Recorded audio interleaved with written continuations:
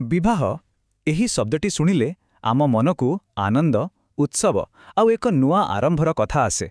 କିନ୍ତୁ କେବେ ଭାବିଛନ୍ତି ଯଦି ଏହି ସୁନ୍ଦର ପରମ୍ପରାଟି ହିଁ ଆମ ସମାଜ ପାଇଁ ଏକ ବଡ଼ ବୋଝ ପାଲଟିଯାଏ ତେବେ କ'ଣ ହେବ?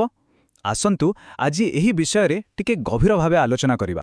ଆଜି ଆମର ଏହି ଆଲୋଚନାର ପ୍ରେରଣା ହେଉଛି ପଣ୍ଡିତ ଶ୍ରୀରାମ ଶର୍ମା ଆଚାର୍ଯ୍ୟଙ୍କ ଦ୍ୱାରା ଲିଖିତ ହିନ୍ଦୀ ପୁସ୍ତକ ସାଦଗୀ ଭରେ ବିବାହୋं की सत परंपरा सब और चल पड़े। ଏହି ପୁସ୍ତକ ଆମକୁ ବିବାହର ପ୍ରକୃତ ଅର୍ଥକୁ ପୁଣି ଥରେ ଭାବିବାକୁ ବାଧ୍ୟ କରେ। ଏବେ ଚିନ୍ତା କରନ୍ତୁ ତ ଯେଉଁ ମୁହୂର୍ତ୍ତଟି ଜୀବନର ସବୁଠାରୁ ଖୁସିର ମୁହୂର୍ତ୍ତ ହେବା କଥା ତାହା କେମିତି ଗୋଟେ ଆର୍ଥିକ ଆଉ ମାନସିକ ବୋଝରେ ବଦଳି ଯାଉଛି। ଦୁଃଖର କଥା ହେଲା ଏହା କେବଳ ଏକ କାଳ୍ପନିକ ପ୍ରଶ୍ନ ନୁହେଁ ବରଂ ଆଜି ଆମ ସମାଜର ଏକ କଠୋର ବାସ୍ତବତା। ତେବେ ଆସନ୍ତୁ ପ୍ରଥମେ ବୁଝିବା ଏହି ବିବାହ ସଙ୍କଟ ବିଷୟରେ। ଆଜିକାଲି ଦେଖିବାକୁ ଗଲେ ବିବାହ ଗୋଟେ ପବିତ୍ର ବନ୍ଧନ କମ୍ ଆଉ ଆର୍ଥିକ ପ୍ରଦର୍ଶନୀ ବେଶୀ ହୋଇଗଲାଣି, ଯେଉଁଠି ଖର୍ଚ୍ଚର କୌଣସି ସୀମା ହିଁ ନାହିଁ। ଏକ ପବିତ୍ର ସଂସ୍କାର କେମିତି ଗୋଟେ ବ୍ୟବସାୟିକ କାରବାରରେ ପରିଣତ ହୋଇଗଲାଣି। ଆଉ ଏହି ସଙ୍କଟର ନାଁ ଦୁଇଟା ଭୟଙ୍କର ରୂପ ଅଛି।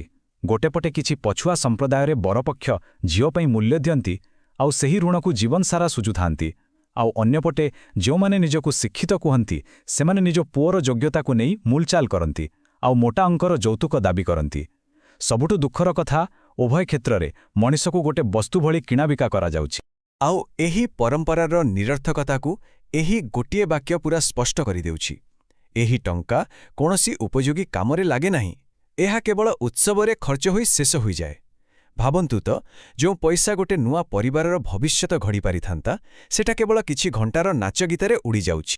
ଏବେ ଆସନ୍ତୁ ଏହି ସମସ୍ୟାର ସବୁଠାରୁ ବିନାଶକାରୀ ରୂପ ଯୌତୁକ ପ୍ରଥା ବିଷୟରେ କଥା ହେବା। ଜାଣିଛନ୍ତି, ଏଇଟା ଖାଲି ଗୋଟେ ଆର୍ଥିକ ବୋଝ ନୁହେଁ, ଏଇଟା ପୁରା ପରିବାରର ନୈତିକ ମେରୁଦଣ୍ଡକୁ ହିଁ ଭାଙ୍ଗି ଦେଇଥାଏ। କଳ୍ପନା କରନ୍ତୁ ଟିକେ, ଯୌତୁକର ଦାବି ପୂରଣ କରିବା ପାଇଁ ପରିବାରକୁ କ'ଣ ନ କ'ଣ କରିବାକୁ ପଡ଼େ।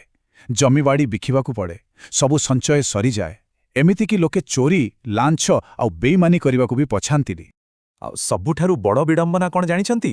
ଏହି ଲେଖାରେ ଏହାକୁ ବିନା ଆନନ୍ଦର ପାପ ବୋଲି କୁହାଯାଇଛି।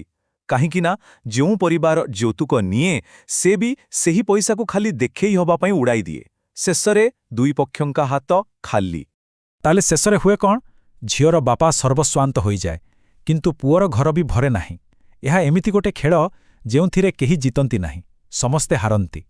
ଏବେ ଆସନ୍ତୁ ଦେଖିବା ଏହା କେମିତି ଏକ ଦୁର୍ନୀତିଗ୍ରସ୍ତ ସମାଜ ଗଢ଼ି ତୋଳୁଛି। କିନ୍ତୁ ପ୍ରଶ୍ନ ଉଠୁଛି, ଏହାର ପ୍ରଭାବ କ'ଣ ଖାଲି ଆର୍ଥିକ ସ୍ତରରେ ସୀମିତ? ନା, ବିଲକୁଲ ନୁହେଁ।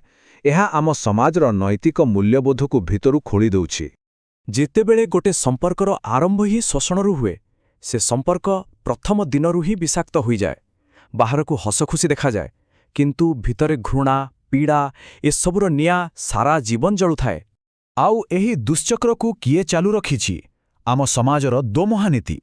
ଯେତେବେଳେ ନିଜ ଝିଅ କଥା ପଡ଼େ ସମସ୍ତେ ଯୌତୁକ ପ୍ରଥାକୁ ନିନ୍ଦା କରନ୍ତି, ସଂସ୍କାରର ବଡ଼ ବଡ଼ କଥା କୁହନ୍ତେ। କିନ୍ତୁ ଯେତେବେଳେ ନିଜ ପୁଅ କଥା ଆସେ ସେତେବେଳେ ସେହି ଭଦ୍ର ଗାଈ ଗୋଟେ ଗର୍ଜନ କରୁଥିବା ଗଧିଆରେ ବଦଳିଯାଏ ଆଉ ନିଜ ଭାଗ ଦାବି କରେ। ତାହେଲେ ଏହି ଅନ୍ଧକାର ଭିତରେ କିଛି ଆଶାର କିରଣ ଅଛି କି? ହଁ, ନିଶ୍ଚୟ ଅଛି। ଏହି ଲେଖାରେ ଆମକୁ ଗୋଟେ ବହୁତ ଶକ୍ତିଶାଳୀ ଆଉ ସମ୍ମାନଜନକ ସମାଧାନର ବାଟେ ଦେଖାଯାଇଛି। ସେଇଟା ହେଉଛି ସରଳତାର ମାର୍ଗ। ଏବେ ଦେଖିବା ଗୋଟେ ସରଳ ବିବାହର ସିଦ୍ଧାନ୍ତ କ'ଣ ହେବା ଉଚିତ। ପ୍ରଥମ କଥା, କୌଣସି ଅପବ୍ୟୟ ନୁହେଁ। ବଡ଼ ବରଯାତ୍ରୀ, ବାଣ ଫୁଟେଇବା ଏସବୁକୁ ନା କହିବା। ଦ୍ୱିତୀୟ, ଯୌତୁକକୁ ସମ୍ପୂର୍ଣ୍ଣ ଭାବେ ଦୂର କରିବା। ତୃତୀୟ, ଅତିଥି ସଂଖ୍ୟା ସୀମିତ ରଖିବା, ଉଭୟ ପକ୍ଷରୁ 10 ଜଣରୁ ଅଧିକ ନୁହେଁ। ଚତୁର୍ଥ, ରୀତିନୀତି ଉପରେ ଧ୍ୟାନ ଦେବା। ଆଉ ପଞ୍ଚମ, ସରଳ ଆଦାନ ପ୍ରଦାନ, ଯେମିତିକି ଆଶୀର୍ବାଦ କିମ୍ବା ଗୋଟେ ମୁଦି, ଯାହା ସୁନା ହେବା ବି ଜରୁରୀ ନୁହେଁ। କାହିଁକିନା ବିବାହର ପ୍ରକୃତ ସୌନ୍ଦର୍ଯ୍ୟ ପଇସାରେ ନୁହେଁ, ପବିତ୍ରତାରେ ଅଛି। ଏହି ବିଚାରଧାରା ବିବାହକୁ ଗୋଟେ ପୁରା ନୂଆ ଦୃଷ୍ଟିକୋଣ ଦେଇଥାଏ। ଯେତେବେଳେ ଆମେ ବୁଝିବା ଯେ ବିବାହ ହେଉଛି ଦୁଇଟି ଆତ୍ମାର ମିଳନ, ଏହା ଏକ ନୂଆ ଜନ୍ମ, ସେତେବେଳେ ଟଙ୍କା ପଇସାର କଥା ନିଜେ ନିଜେ ଗୌଣ ହୋଇଯିବ। ତାହେଲେ ଏବେ ଆସିଲା ଅସଲ ପ୍ରଶ୍ନ, ଏହାକୁ ବାସ୍ତବତାରେ ପରିଣତ କରାଯିବ କେମିତି? ଏଥିପାଇଁ ଦରକାର ଏକ ସମ୍ପ୍ରଦାୟର ଶପଥ।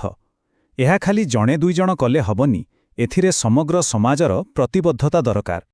ଏଥିପାଇଁ ଗୋଟେ ଆନ୍ଦୋଳନ ଦରକାର, ଯେମିତିକି ଯୁବକ ଯୁବତୀମାନେ ସରଳ ବିବାହ ପାଇଁ ଶପଥ ନେବା ଦରକାର, ଅଭିଭାବକମାନେ ବି ସାର୍ବଜନୀନ ଘୋଷଣା କରିବା କଥା ସମାଜର ସଂଗଠନଗୁଡ଼ିକ ସମାନ ବିଚାରଧାରାର ପରିବାରକୁ ଏକାଠି କରିବାକୁ ସମ୍ମିଳନୀ କରିପାରନ୍ତି।